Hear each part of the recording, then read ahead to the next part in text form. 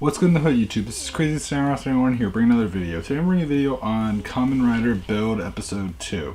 The episode is called The Innocent Runaway, and I'll tell you this much right now, I really like this episode. The first episode was really good. The second episode does so much, and I love it. It's also pretty crazy because it's one episode, but like this episode alone already makes you feel so emotional. Just because of the whole story, and we'll get into the overall story when I start talking about it. But I just want to say this much right now: it was a really good episode and a total good story. So for starters, as I said, the episode called "The Innocent Runaway." The episode begins with us seeing Ryoga looking at a blackboard that has an equation that Sento was working on. Sento is actually talking to Suichi, the shop owner for the cafe, and he's kind of confused as to why, why this guy is in the shop and in their base area. And basically, Sento mentions how he doesn't want him out there because if he were out there, he would end up in jail, and also he's the only connection to Sento's memories, and he is the link that he thinks will help him find out his past and what actually happened and who the Batman is, which we know as Night Rogue. So what happens is that they end up talking, and Suichi mentions how though Sento lost his memories, Ryoga didn't lose his, so he should know where the villain's base is, but unfortunately he doesn't. So then what happens is that they end up asking Ryoga about his past. He ends up initially talking about it as though he's going to do a whole backstory from like chapter 1 being his birth to modern day, and he says like, I was born in an OB-GYN clinic in Yokohama, and what happens is that then Sento's like, okay, that's enough, we don't need that. So from there what happens is that they end up talking things over. Apparently Suichi actually asked like, how were you arrested and all that, and Ryoga mentions how he was given a job by a scientist. When he ended up showing up there, the scientist he found was already dead, and some cops came moments later, and then he was thought of as being suspicious of seen as a suspicious person of murder. So then what happens is that this is then followed by Suichi not thinking that what he's saying seems so true because he seems a little too confident, but at the same time we then end up seeing that another bottle from the microwave machine ends up being finished being purified, and the bottle was from the strong smash from the last episode, the second monster. That bottle had the gorilla bottle, and so that's where, so he finally gets that. We then end up seeing Misora, who is the daughter of Suichi, if you remember, and what happens is that she says that she's the one that made the bottle and it's her work, because like he ends up treating it like, oh, it's some great thing that he had done, but really he didn't do it at all.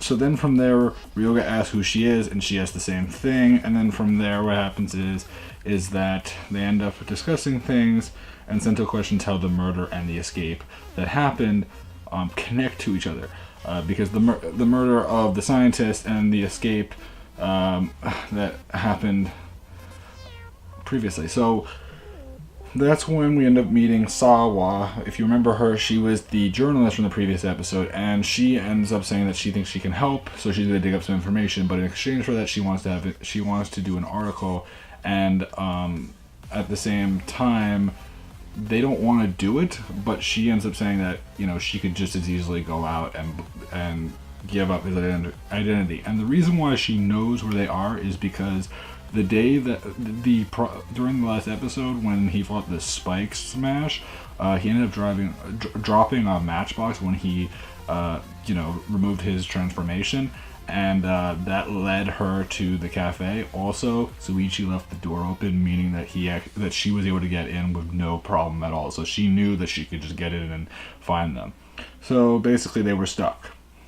From there, what happens is that Sento has a reading going on saying that there is a Smash Monster.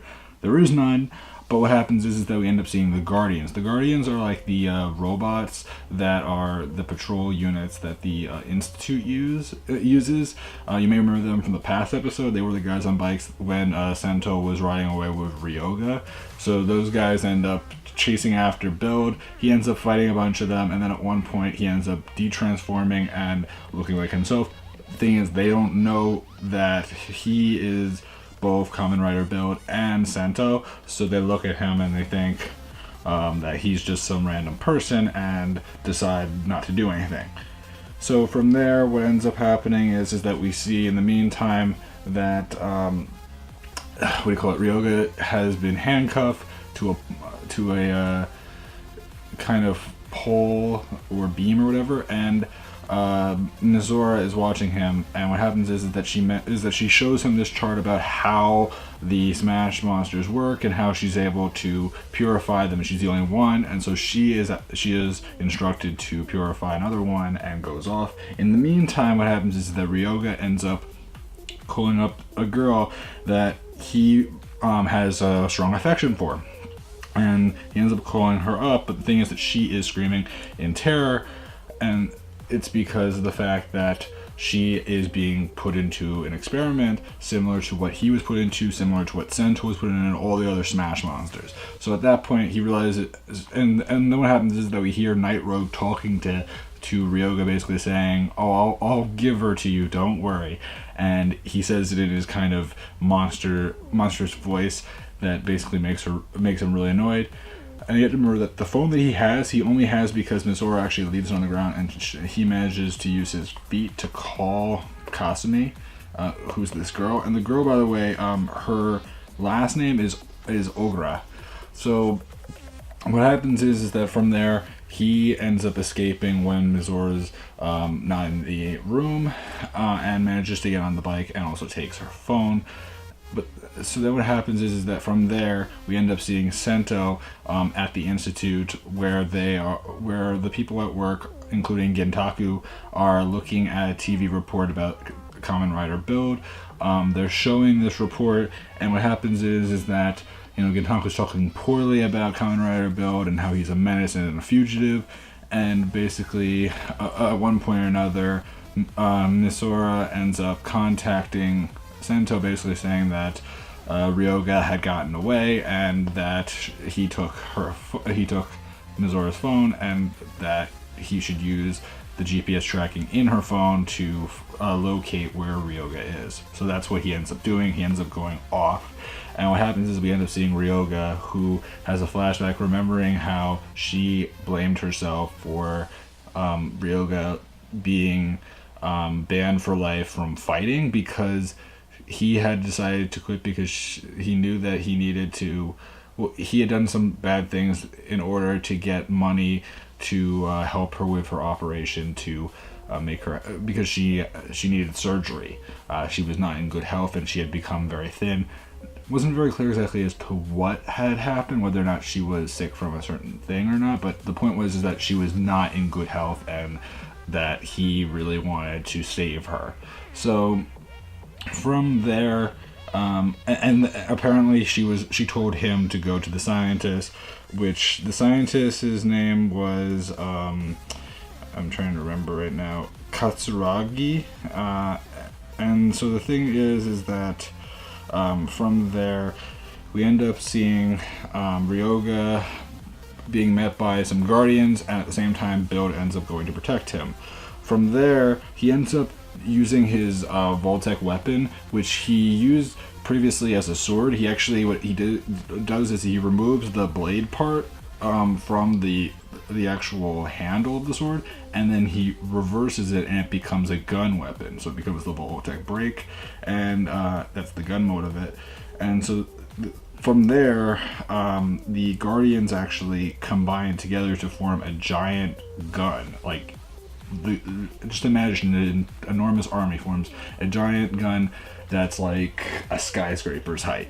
So at that point, what happens is that Build ends up using the diamond and the gorilla bottles The diamond one really isn't clear because it wasn't like we had seen where he got that. Again, you could say the same thing about the rabbit in the tank, but still, yes, we don't know about the diamond one, but we do know about the gorilla one because the gorilla one came from the strong smash monster. We don't know about where the diamond one came from.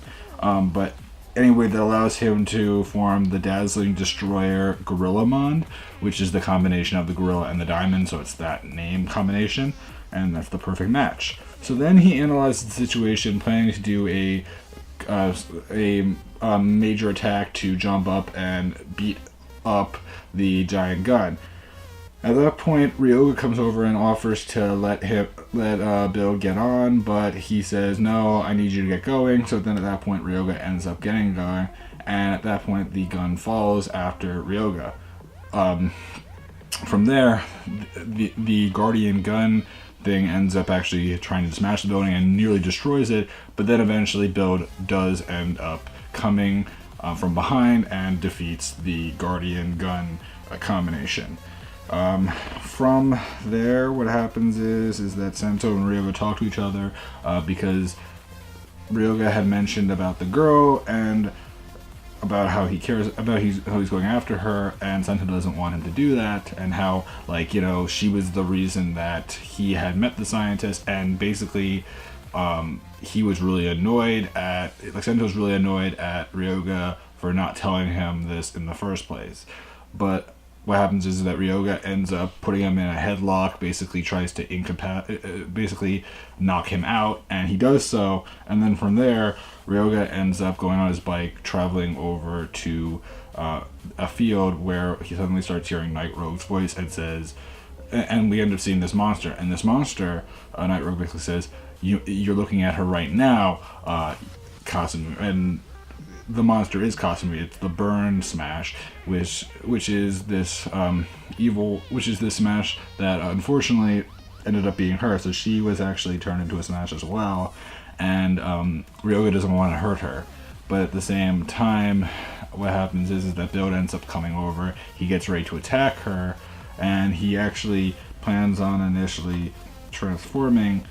But suddenly, what happens is that we then end up seeing Night Rogue appear, and Night Rogue appears before him, and Sento uses the Hedgehog and the Tank combination, and then Night Rogue summons his weapon and uses, and the thing that's interesting about his Night Rogue's design is that he has like this middle top piece, which is really a chimney, which is really cool, which he uses to actually create a fog effect in between when he summons the weapon and when he doesn't have it. And so then from there, what happens is that Night Rogue, what happens is that, you know, Ryoga doesn't want, Bill to destroy, Kasumi in her monster form, but at the same time, Night Rogue says that people that are in an unideal health state will pretty much guaranteed die if they're not in the perfect health when they're gassed, and that the moment she gets to, whether Night Rogue destroys her or Build has to defeat the monster form, it's gonna be that she's gonna die either way. So basically what happens is that Ryoga has no choice but to let Build do it, because if Night Rogue does it, then she'll be killed as a Smash monster, but if Bill does it, he can at least see her as a human and talk to her, possibly. But, so then what happens is from there, he does do that. He actually fights her. Well, actually, at first she was actually trying to hurt herself, because she actually, for some reason, doesn't lose her identity, which is a common thing with most of these Smash monsters, is that they lose their identity when the experimentation happens. She doesn't. She wants to protect Ryoga. She cares too much about him, even in her Smash form. So from there, what happens is that she is defeated, and Build actually uses the rabbit and the vacuum, which is another one that we hadn't seen. So vacuum and also diamond are ones that we hadn't seen. He also uses the gorilla diamond combination and uses the Voltec finish, and Build ends up blocking the finishing blow that would have actually just completely taken out Kasumi, which leads to Ryoga having the chance to talk to Kasumi for a short time. Kasumi mentions how there was that, you know, she had lied to him, and that there was this guy known as Nabeshima, who had told Kasumi to send Ryoga to the scientist, and would have been able to, if he had done the job, get Ryoga's license for fighting reinstated. But following this, Kasumi does perish, and Ryoga, you can tell he really just loves her. It's clear, though, that they don't love each other to the point that they were married, but they loved each other. Like, there was a clear sense of connection and love, but, you know, it never was, you know, complete. And unfortunately, she is dead. Unless unless the show creates some way for her to be brought back, it's pretty much assumed she's done for. Unless they can use the essence, which I don't know. But again, following this, they do end up throwing the Smash Monster form away, and then suddenly Build ends up sucking up the essence. From there, we end up seeing Ryoga and Build go back to the base after Sento mentions to Ryoga that, you know, you can't just give in, you can't just be arrested. She wouldn't have wanted that. You have to keep on fighting. You have to prove to her that, you know, you have to do right by her. She was willing to do all this for you, and she wants you to be strong in your current state, because he's broken up. I mean, you know, he loves her, and she's left in a state where that's undesirable, and she thought she was doing the right thing, and he thought things were right, but it just wasn't. So then what happens is that we end up seeing Soichi reading a newspaper about the Kamen Rider and all that. He ends up wrapping up and using it as a back scratcher, and then from there, Ryoga thanks Sento for giving him the chance to talk to Kasumi. Then following this, the microwave ends up purifying a bottle, and this bottle is the dragon bottle. Ryoga is given this bottle, which is interesting, and he is told to hold on to it for now. And this basically kind of makes people assume, and it's pretty much thought of as true, that most likely Ryoga is going to be the other Kamen Rider. I mean, it's already been kind of assumed, but yeah, that's what people are expecting. Like, that will be probably his first bottle that he'll get. I don't know when he'll be added as a rider, but it should be relatively soon.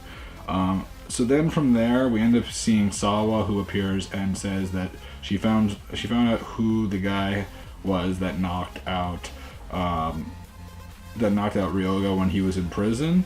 And the guy that knocked him out was Nabeshima, who was the guy that ended up telling Kasumi to send Ryoga to the scientist in the first place.